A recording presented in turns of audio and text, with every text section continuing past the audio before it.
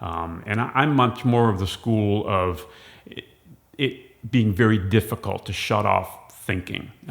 Your brain is a 24/7 kind of thing. That's what it's designed to do, and it can't help itself but think.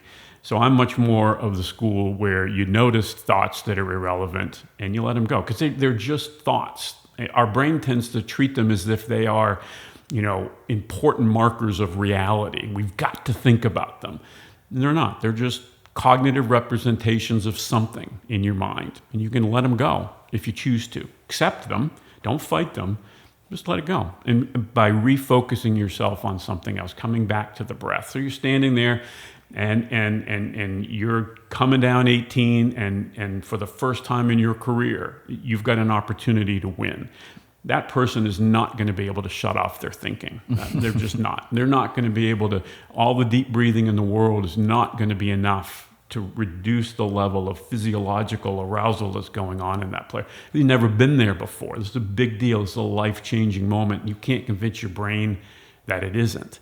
But being able to sort of redirect your attention to something that is more irrelevant, have your caddy talk to you, do something to pull you out of that, because you can't be focused on having that conversation with him and be inside your head going, oh, I don't know, I'm never going to get this chance again. I've never been here before. What's this going to be? That if you're thinking about those kind of things, you're not where you need to be, and God help you at that point. So again, being able to redirect it towards something else is really the key under that circumstance. Did you watch the U.S. Open? I did. Okay. I found it interesting. I read a quote about Wyndham Clark's sports psychologist, and this kind of goes into that was the concentration piece. I want to get into the interpersonal side and what you said about doubt. And he looked for the last 5 holes. I thought it was the wheels were going to come off after he hit the 3-wood on 14, which is just absolutely, buttoned it. He pulled one on 15. He pulls a drive. He misses a couple putts. His stroke started to look jabby. And what his sports psychologist was telling him was that every time he heard a clap for Rory or Ricky that day, to get cocky, to play cocky, And so I had never really heard that strategy be employed. When you're that scene you just painted of a guy coming down 18 trying to win a tournament and he can't calm his mind. I'm wondering what you make of that. That tactic or that strategy of almost leaning into ego or something. Yeah, it is. It's an interesting one. I mean, again, cockiness, confidence. Those are confidence is really the difference between being in the zone and freaking out, right? Because the biggest source of pressure is uncertainty, doubt. Confidence is the cure for that. The problem is, if you don't have anything to really be confident or cocky about, you're screwed, right? You can't kid yourself into it. So by saying play cocky, it's telling an elite level athlete, get back to playing the game the way you can play it. Don't worry about anything else. Just be confident. But you got to have the skills to back that up. It's got to be based in reality. You can't fake it till you make it. And confidence, the age-old question, what comes first? Successful performance or confidence? And I think they kind of develop simultaneously. You can't just sit around and think confidently until you've got some actual results to back that up. And sometimes it's difficult to get the results when you're operating from a place of having lower levels of confidence. But so again, working with athletes, working with anybody else is basically getting them back to, well, what do you feel confident in? Where are you good at things? You don't want to be in a pressure situation and trying to do something that you've never done successfully before. That's going to be very difficult to pull off. If you pull it off, it'll be more due to luck or divine intervention than anything else. And so I'll tell amateur golfers, don't ever try to hit a shot that you don't believe that you're capable of hitting. If you can't hit a 3-wood 220 yards in the air and carry water, don't try that. Or if you want to try it, go ahead, but don't be pissed if you don't pull it off. Hit a shot that you can confidently execute. And if you get outside of that, that's where practice comes in. That's where you really ought to be getting out of your confidence or comfort zone and developing things to sort of expand, well, what am I confident that I can do? That makes sense? It does make sense. Yeah, confidence is a strange one, and I think it's definitely a strange one in golf because it comes and goes so quickly. Right. I always when I played competitively when I was younger and in college, I always used to get upset at the just play confident, mantra. Just be confident. Stand up there with water on one side and OB on another side and just stripe it. It's like I'm hitting it like shit. Like I don't have anything to be confident. I know where this ball is going once I stand over it. Right. And so I'm glad you said you can't think your way through it. What would be some ways that I'm much more of the belief that you have to give yourself reasons to be confident, and then performance leads, and then confidence sort of follows. What would be some strategies you would use with someone who's their physical capabilities are there, but they're lacking in the confidence piece? Yeah. Well, I mean, in a lot of instances, I think the key is to stay focused on what you actually have control over. Okay. A stoic theory. Yeah, and there's so many things when you're playing golf that you don't have control over. Speaking of the U.S. Open, you think about the low amateur and his last putt on 18 that went in the hole and came back out of the hole. That's just the rub of the green, and that kind of shit happens all the time. You hit a great shot, you get a bad bounce. There's so many things you don't have control over. But at the end of the day, there's always two things that you have absolute control over: your level of effort and your attitude. And so one of our prescriptions for folks is play hard and play with a smile on your face.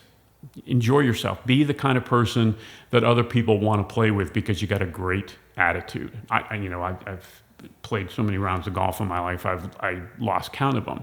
I would much rather play with somebody who's a mediocre player but is fun to play with than somebody who's a great player and is a pain in the ass to be with on the golf course. But so I'd ask you the question, based on all of your competitive golf experience, when you've gone out and you've done your best from an effort perspective, and in golf, effort isn't so much isn't like playing middle linebacker. It's much more about commitment to the shot, commitment to staying focused, commitment to whatever. But just you have control over that, and doing it with a good attitude.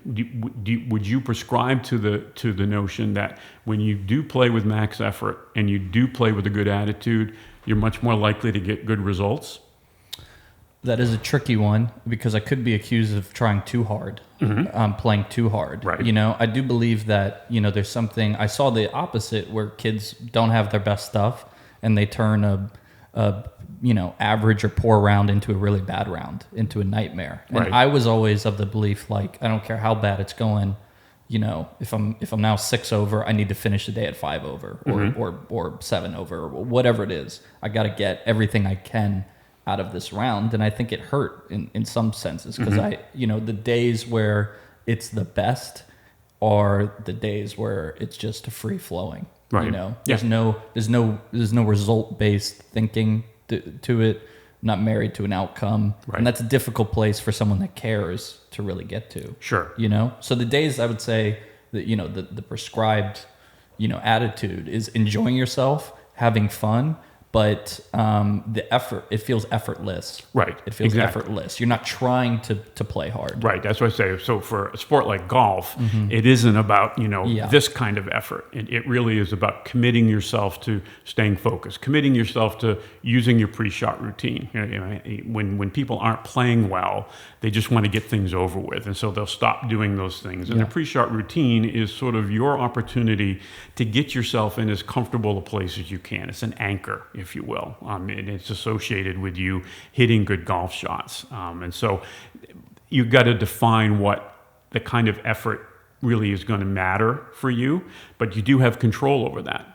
As opposed to a lot of other things. You don't have control over outcome. If you're trying to get from 6 over to 5 over, It's not as though that's an irrelevant goal, but staying focused on doing that, I mean, measuring yourself based on that is going to lead to more problems than anything else. I think one of the cool things about golf as a sport is it isn't about going out and hitting perfect shots. You know, what did Hogan say, that if in a round of golf he hit 2 exactly the way he wanted to, he'd be happy.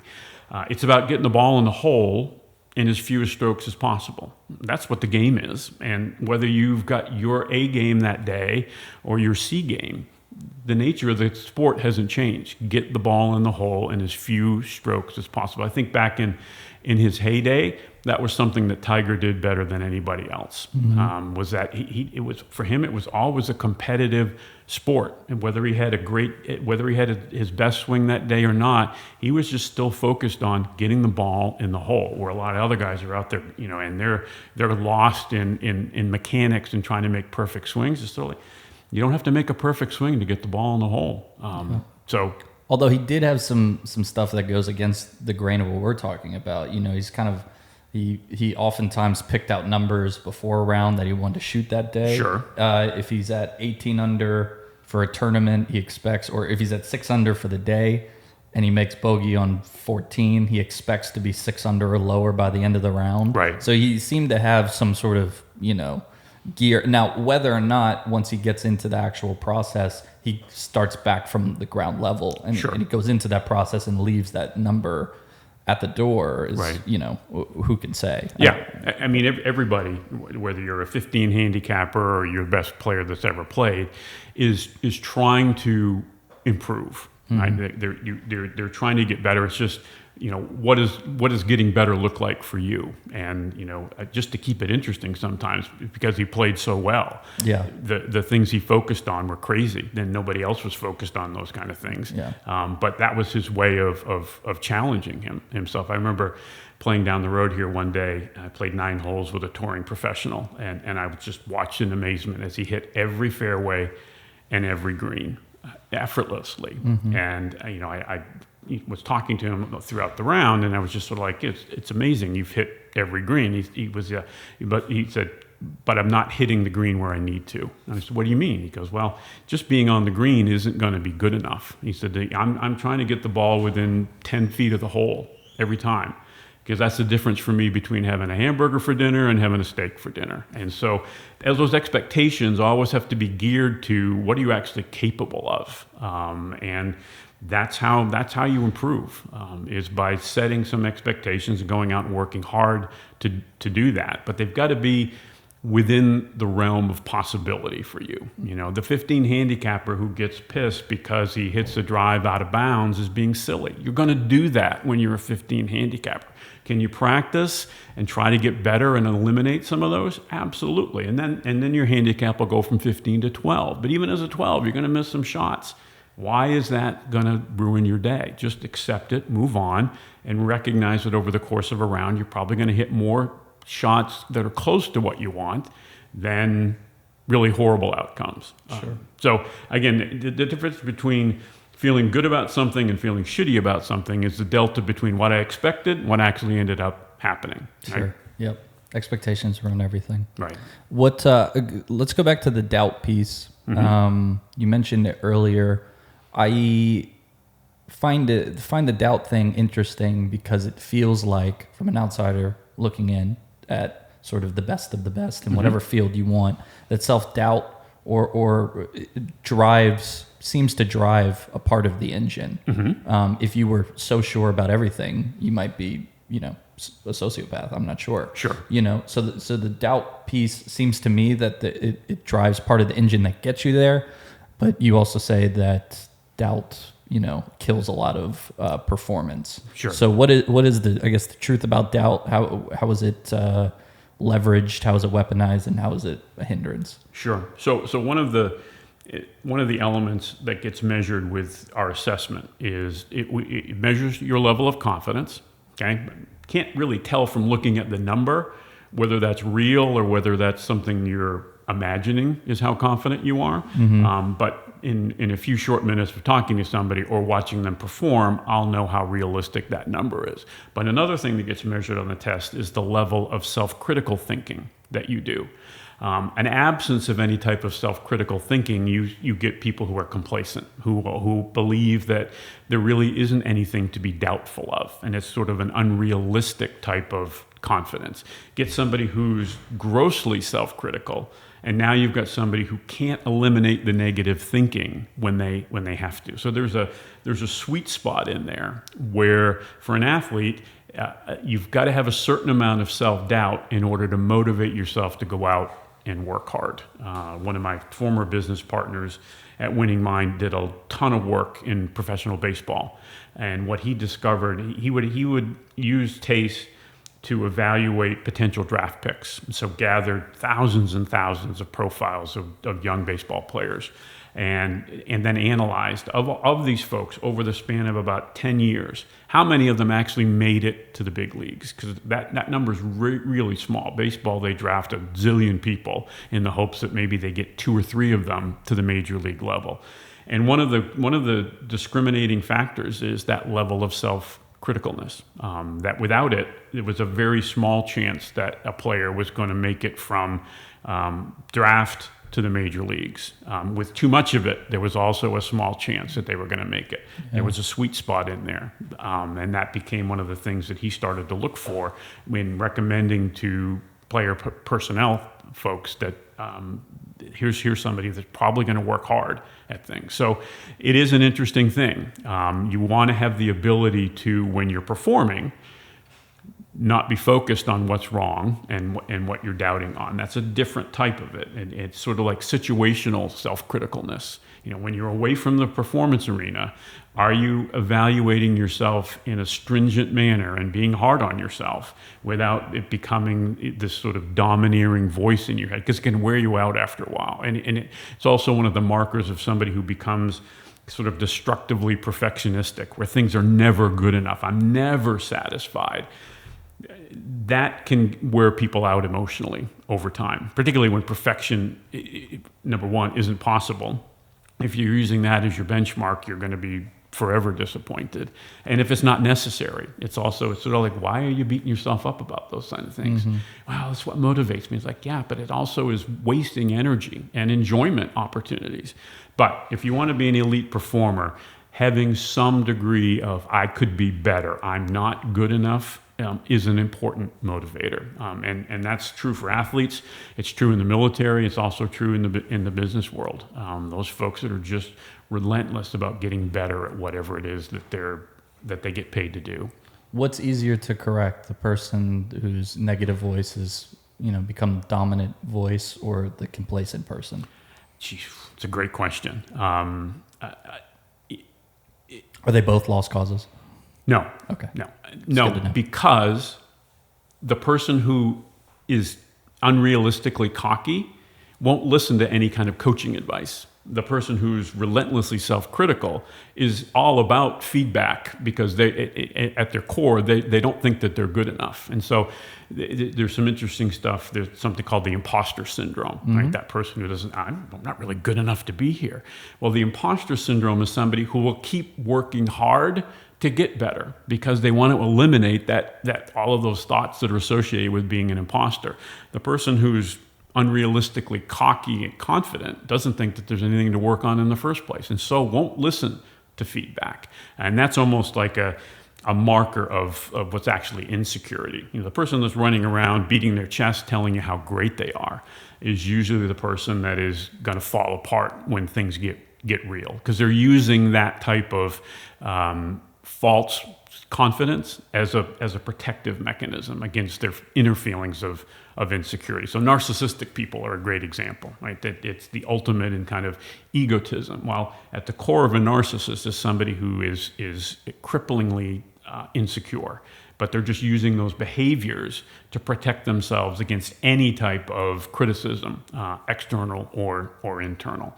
So I'd much rather work with the person who's too self-critical and trying to get better. It's not going to be easy, but at least they'll try, as opposed to trying to wake this person up with, by throwing cold water over their head. Sometimes it works, sometimes it doesn't.